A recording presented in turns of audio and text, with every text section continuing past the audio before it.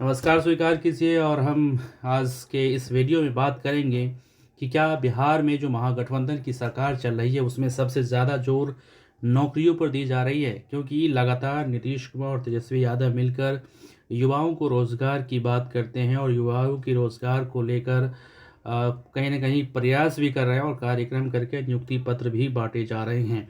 क्योंकि आपको ये चीज़ पता होना चाहिए कि जब तेजस्वी यादव विपक्ष में बैठा करते थे तब वो लगातार नीतीश कुमार की जो सरकार चल रही थी बीजेपी के साथ, उनमें लगातार ये खामियां निकालते थे कि युवाओं के भविष्य के साथ खिलवाड़ हो रहा है, उनको नौकरियां नहीं दी जा रही है। और उस युवाओं को नौकरी देने के लिए वो कह रहे थे कि जब हमें आप मुख्यमंत्री बना दीजिए, मैं नौकरी दूंगा, 10 लाख लोगों की नौकरी दूंगा। तो अब फिलहाल सरकार बन गई है तेजस्वी यादव की, 6 महीने के आसपास की उनकी सरकार हो गई है।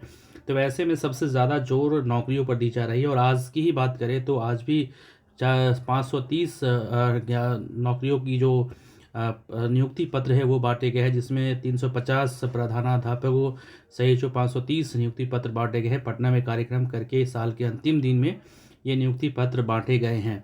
आपको ये भी जानना बहुत ज़रूरी है कि बिहार में बेरोज़गारी का जो आलम है वो बहुत ज़्यादा है। अब आए दिन सड़कों पर छात्र प्रदर्शन कर रहे होते हैं कि उनकी परीक्षाएं हो गई, रिजल्ट नहीं आया, या फिर अगर रिजल्ट आ भी गए तो नौकरियों में भी इसमें धांधली हो गई, क्वेश्चन पेपर आउट हो गए, रिजल्टों में देरी की जा रही है, तो बहुत सारी बातें होती है। तो बिहार में नौकरियों को लेकर बहुत ज़्यादा जो छात्र हैं वो आंदोलित रहते हैं। खासकर अन्य राज्यों में भी होते हैं, लेकिन बिहार में कुछ ज़्यादा ही आंदोलित रहते हैं क्योंकि बिहार के जो लोग हैं, बिहार के जो छात्र हैं, वो नौकरी को बहुत बड़ा अचीवमेंट मानते हैं। इस बात को आप समझना पड़ेगा।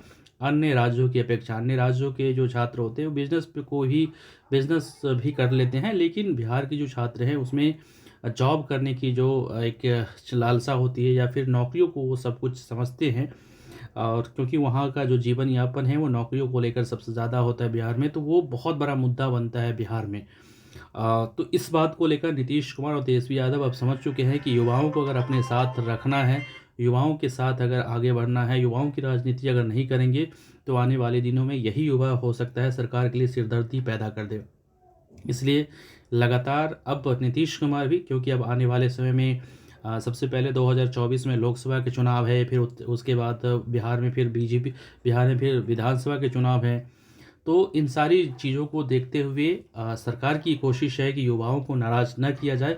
और मुख्यमंत्री ने अपने मन से ये भी कहा है कि जितने भी टीचर अभी फ़िलहाल बिहार में काम कर रहे हैं, पढ़ाई कर रहे हैं, पढ़ा रहे हैं, उनको कहा है कि आप लोग अच्छे से पढ़ाइए, आप लोग की सैलरी भी बढ़ेगी और नए टीचर भी रखे जाएंगे।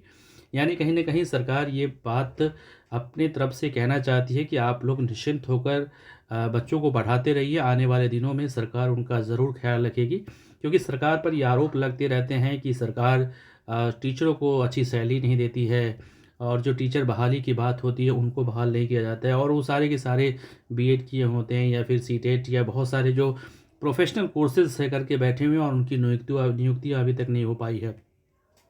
तो सरकार ये आश्वासन देना चाहती है कि आप लोग निश्चिंत रहिए, सरकार समय समय पर आप लोग को कि इस दिशा में, इस मैटर पर वो काम करने जा रहे हैं। और आने वाले दिनों में आपको ये देखने को ज़रूर मिलेगा कि लोकसभा के चुनाव हैं, तो इन सब चीज़ों को लेकर बहुत सारी चीज़ें फोकस होंगी। वो चीज़ आने वाले दिनों में नीतीश कुमार साफ तौर पर ये कहना चाहते हैं, तेजस्वी यादव भी लगातार कहते रहते हैं कि हम युवाओं को नौकरी का वादा करके आए हैं, तो युवाओं को नौकरी हम देंगे, और लगातार उस पर हम प्रयासरत भी हैं।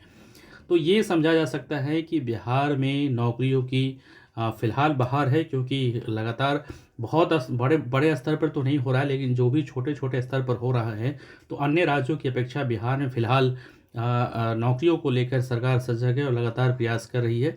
आने वाले समय में और भी प्रयास करने होंगे कि बहुत सारे ऐसे बेरोज़गार युवा हैं जिनकी एज एक्सपायर होने वाली है, तो ऐसे में सरकार के पास उन्हें समय रहते ही उनके रिकॉग्नाइज़ करने का अवसर होना चाहिए। तो इन सारी चीज़ों को लेकर सरकार काम भी कर रही है। ये वीडियो ज़्यादा से ज़्यादा तक लोगों तक शेयर कीजिए, और ये चैनल आपको अगर अच्छा लगता है तो ज़रूर इसको सब्सक्राइब कीजिए। बहुत बहुत शुक्रिया आपका।